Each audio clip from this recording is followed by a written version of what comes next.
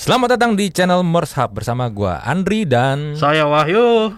Dan kita hari ini akan membahas topik yang sedang dibincangkan ramai-ramai oleh banyak orang, termasuk salah satunya adalah Om Wahyu yang bikin keributan di Twitter. Dia membahas tentang generasi Z yang dia bilang menurut dia nih, sebenarnya kan dia nanya ya kalau di Twitternya ya, tapi ya kalau yang gue lihat sebenarnya itu bukan nanya tapi menggiring opini orang supaya generasi Z itu sama dengan generasi strawberry yang katanya lembek, nggak bisa dikerasin. Lu nyari gara-gara atau gimana sih? Bikin Begini Pak, itu. Gini ya. Dari statement lo yang pertama itu sebenarnya udah bener. Lu udah bener tuh berhenti di nanya. Di bagian gua nanya, gua nggak menggiring opini Pak. Enggak dong. Kadang-kadang gini nih, ada orang yang suka menyeting ya. Emang seakan-akan nanya nih kayak pura-pura bodoh nih. Dia kayak nggak tahu gitu, pengen tahu, kayak penasaran. Tapi pertanyaan itu menggiring, tau gak? Ada yang kayak gitu dan lu tuh tipenya menggiring karena lu tuh bikin sebuah statement generasi Z itu lembek seperti apa? Strawberry. Kan? Generasi strawberry kan maka disebutnya. Gini, itulah saya seorang pakar bahasa juga Pak ya. Jadi apapun yang mau saya utarakan itu bisa saya putar-putar. Bukan dari Anda tapi sebutan generasinya. Iya benar. Jadi generasi strawberry itu asalnya dari Tiongkok kalau saya nggak salah ya. Tiongkok tuh Taiwan sih? Taiwan. Bukannya sama aja ya? Beda dong, beda. Jangan sampai jadi ini channel YouTube politik nih. Ini bukan geopolitik ini. Beda. Ya. Gimana? Ya jadi kan saya udah bilang generasi strawberry itu jadi ini biar kita nggak salah kaprah ya. Kalian sendiri yang menilai ini saya judgement atau bertanya. Jadi saya nge-tweet Gen Z sering disebut sebagai generasi strawberry atau generasi yang tampilannya doang cakep, tapi begitu digencet langsung bonyok. Perspektif kalian gimana? Itu nanya atau judgement itu? Lu tuh nanya tapi sekaligus menggiring opini jadi sebuah pernyataan, tau nggak itu? Nah, sebenarnya gini Pak, yang saya lakukan ini adalah bagian dari eksperimen saya. Ya namanya juga pakar itu pasti penuh eksperimen lah ya. Kita tuh bergerak secara ilmiah pastinya. Jadi sebelumnya topik ini tuh udah saya bawa di platform yang lain. Saya bawa di platform FOMO dan di situ jawabannya itu di luar dugaan saya. Jawabannya itu kita diskusi secara hangat lah gitu. Kita bertukar pikiran, Gen Z-nya juga itu banyak yang ngomong menanggapi dengan dingin gitu ya. Dingin maksudnya? Ya maksudnya nggak panas. Oh. Iya sih. Dingin itu nggak panas berarti. Iya, dingin nggak panas memang. Tapi maksudnya gini, karena kalau dingin berarti kan dia nggak panas, Pak. Ngelihat lu statement lu nih sebagai seorang Om Wahyu di FOMO kan. Ya panas sih, yaudahlah gue tanggapin aja santai. Iya, santai gitu diskusi. Itu definisi dingin kayak gitu tuh kayak sekarang gitu. yang dingin kan. Okay. Nah, tapi begitu topik ini saya bawa ke platform Twitter yang mana isinya banyak tai juga di situ. Panas. Jadi gini Pak, saya tuh nge-tweet ini malam-malam ya kan. Sebelum saya nge-tweet ini itu saya pasang di Insta story dulu. Saya bilang ini kira-kira barang ini kalau kita bawa ke Twitter gimana nih ya. Rentisan banyak tuh yang coba. Malam coba saya posting masih sepi. Yang komen paling rentisan doang nungguin gitu kan. Udah pasang gelar. Paginya gua bangun anjing. Berapa nih? Ya 80 retweet, 151 quote tweet, 344 like. Sedikit sih tapi buat gitu. Ya, dikasih red card agak-agak ya nanggung sih. Nanggung brand sih. Juga mikir-mikir kali ya. Aduh. Emang ada brand yang mau tapin? Perlu gak gini? Emang ada brand yang mau tapin sama gua? Kagak ada lah. Nah, tapi yang menariknya gini. Ini nih Gen Z tai kucing ini nih. Secara nggak langsung sebenarnya banyak yang kasih approval dari statement saya ini. Walaupun saya ini nggak judgmental ya. Gak judgmental. Tapi tadi Gen Z tai ini. Loh. Makanya gini loh. Kayak waktu itu episode sebelumnya ya kan gue bilang gue hadir di sini sebenarnya untuk menetralisir. Oh iya benar. Kan? Benar. Racun-racunnya gitu. Dia tuh perlu ini tuh, lu perlu detoksifikasi sebenarnya tuh kepikiran lu itu. Nggak bisa Pak. saya kan mengelola akun namanya Desain Ren ya. Ren ya. Ren itu tahu nggak dari kata apa? Ignorant. Jadi saya nggak peduli. Ini di tweetnya itu banyak yang akhirnya saya rasa itu bisa dibilang sebagai ke-trigger ya. Mereka tuh akhirnya banyak yang nyalahin ya generasi kalian dong ini, generasi kalian yang salah. Generasi kalian itu yang membuat kami itu seperti ini. Membuat kami seperti ini. Jadi maksudnya dengan generasi sebelumnya ini, generasi Z merasa jadi lembek. Ya itu kan jadi sebuah gampang apa lu bilang tadi? Digencet. Gampang digencet. Karena generasi sebelumnya. Iya. Tapi lu fokus dengan kata-kata jadi seperti ini, ya itu kan sebuah konfirmasi Pak sebenarnya atas. Iya kan? Dari sebuah bukan judgmental saya kan. Ya, berarti bener dong tadi di awal kan.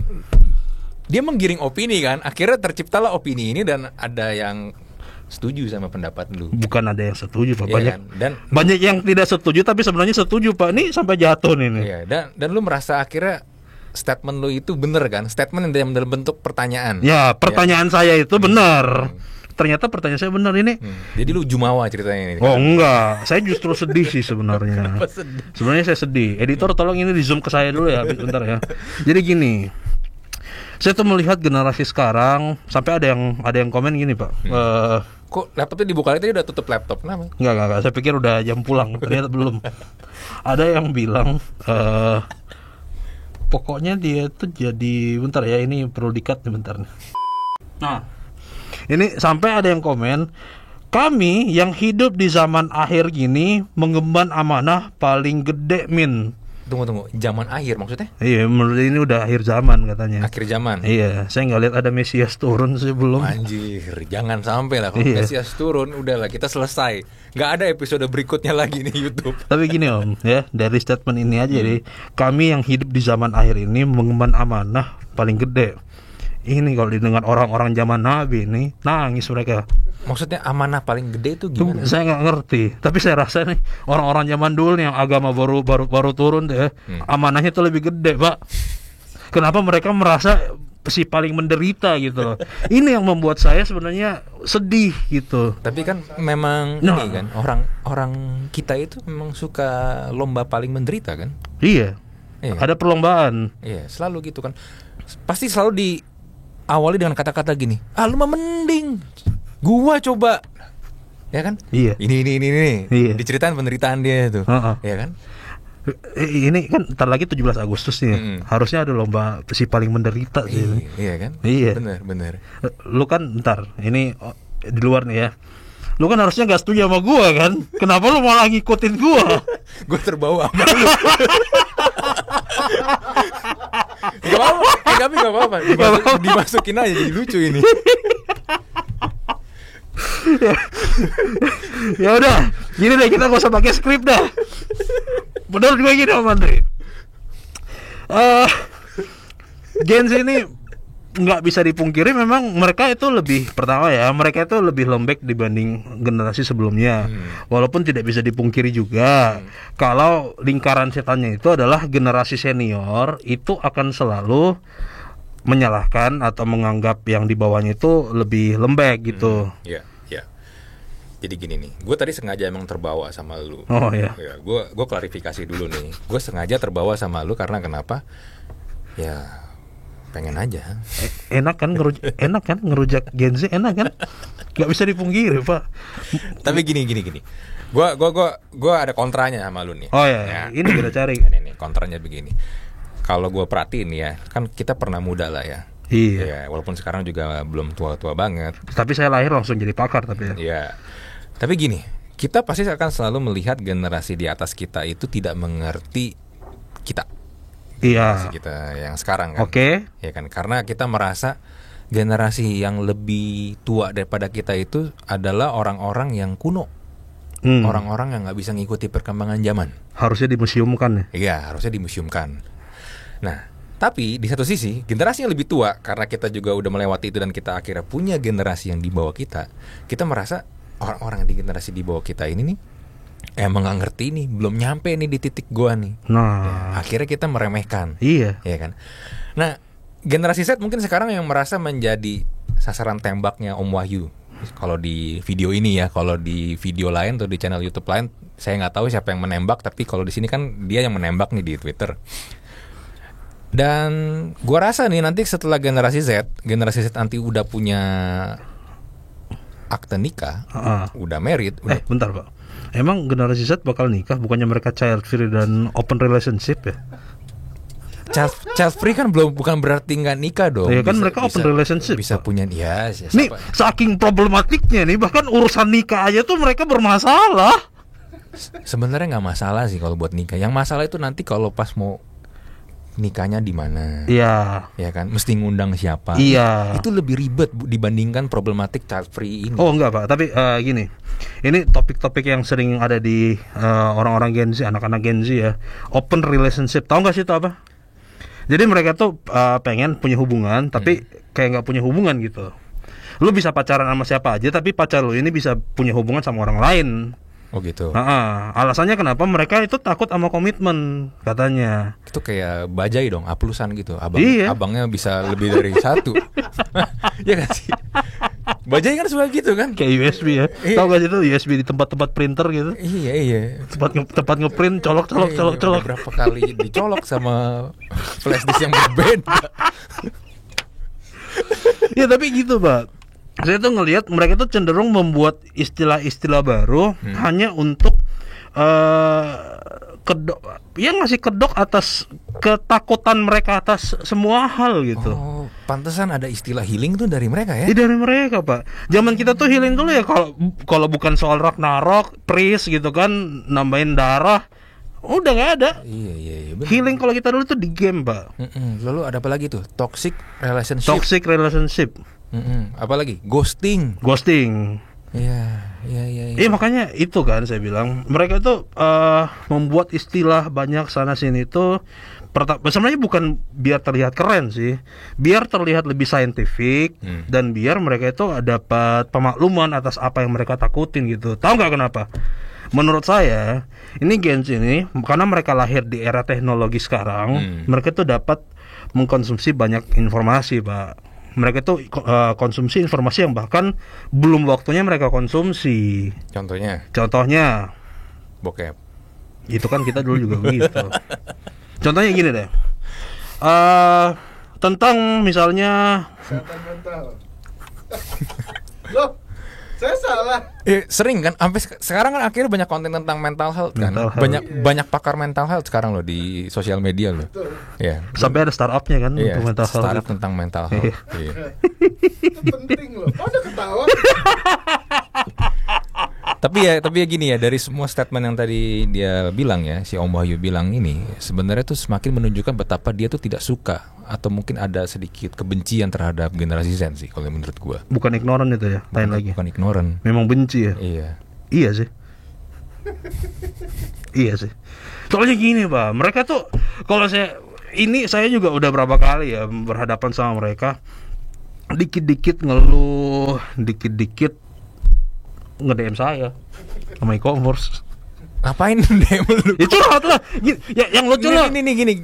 Gua tuh masih sekarang nggak masuk logika gua gini. Lu ada masalah? Nggak ada sih. Iya kan? Lu pengen curhat nih. Tapi curhatnya ke akun anonim gitu loh. Mungkin. Iya kan? Ntar. Ngapain curhat ke akun anonim? Mungkin gini Pak. Sosok orang tua di rumah sensor deh. Ya, semua tuh sebenarnya dipermasalahkan. Ini bukan semua Gen Z ya, mayoritas. Banyak Gen Z yang mempermasalahkan bahkan hal-hal kecil. Misalnya kita memuji gitu. Lu ganteng banget sih hari ini. Lu toxic positivity. Gitu. Iya. Begitu. Walaupun sebenarnya argumen itu saya koreksi ya. Dia bilang nggak semuanya, tapi mayoritas kan. Semuanya. Semuanya kok. Tapi gini, ada nggak sih sosok Gen Z yang menurut lu memang nggak seperti itu dan memang ada, keren gitu, cakep gitu kan? Ada. Buat gue gini loh, at least ya mungkin attitude-nya annoying, tapi kalau cakep mah ya udahlah ya. Iya. Ada nilai plusnya kan? Kayak si siapa itu? Kalau pertanyaan lu ada nggak sosok Gen Z yang sebenarnya nggak kayak gitu? Saya bisa menghabiskan kurang lebih 3 hari 3 malam untuk berdiam diri mencari sosok itu dan nggak bakal ketemu. Itu karena memang lu dari awal Udah punya barrier ya. Lu udah pasang barrier. Lu tuh nggak mau pokoknya ketemuin dengan sosok yang inspiratif. Iya kan? Gen Z yang inspiratif.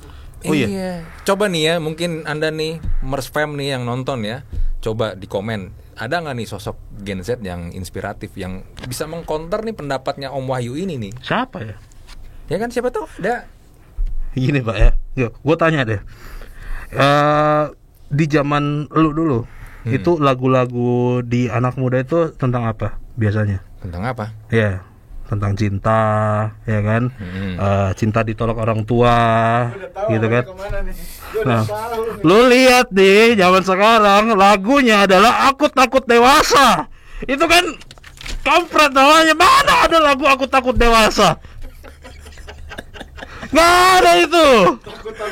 Takut tambah dewasa gak ada. Pokoknya gitu Pak. Gen Z ini nggak bisa saya terima lah. Ngomong kosong. Ketabrak. Oke lah, gue tutup aja lah ya untuk Mers Hub episode kali ini, karena Om Wahyu sudah tidak suka dengan obrolan ini daripada dia nanti banting-banting meja. Kita ketemu lagi di Mers Hub episode berikutnya. Bye.